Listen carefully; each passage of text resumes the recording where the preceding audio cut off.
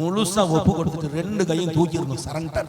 ஏசப்பா, உங்களை தவிர எனக்கு உதவி செய்ய உலகத்துல யாரும் இல்லை.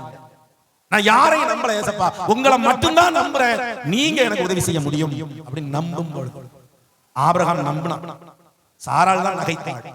எப்பவுமே இந்த பெண்களுக்கு ஒரு வீக்னஸ் ஏவாள்கிட்ட இருந்து ஸ்டார்ட் ஆயிடுச்சு. ஆமா, அந்த விசுவாசம் அந்த நம்பிக்கை அதெல்லாம் கொஞ்சம் கம்மியா தான் இருக்கும். அதை ஏவாள் தொடங்கி வச்சுட்டு போயிட்டான்.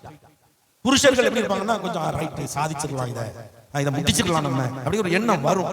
ஆனா அங்க பின்னாலேயே உட்காந்து முடியுமா, செய்ய முடியுமா, நம்மளால அதை செய்ய முடியுமா சொல்லிட்டே இருப்பான். நம்ம என்ன செய்யணும்? அழைத்தவர் உண்மை உள்ளவர், கடைசி பரியந்தம் நடத்துவார். செய்ய சொன்னது அவ்வளவுதான். சாராளுக்கு பிள்ளைய தருவேன்னு சொன்னது கர்த்தர், கட்டாயமா மாற்றமே கிடையாது. அவை நகைத்ததுனால இன்னொரு சந்ததியே வந்துச்சு. சாராளுடைய அவிசுவாசம் ஆகாரை கொண்டு வந்தது.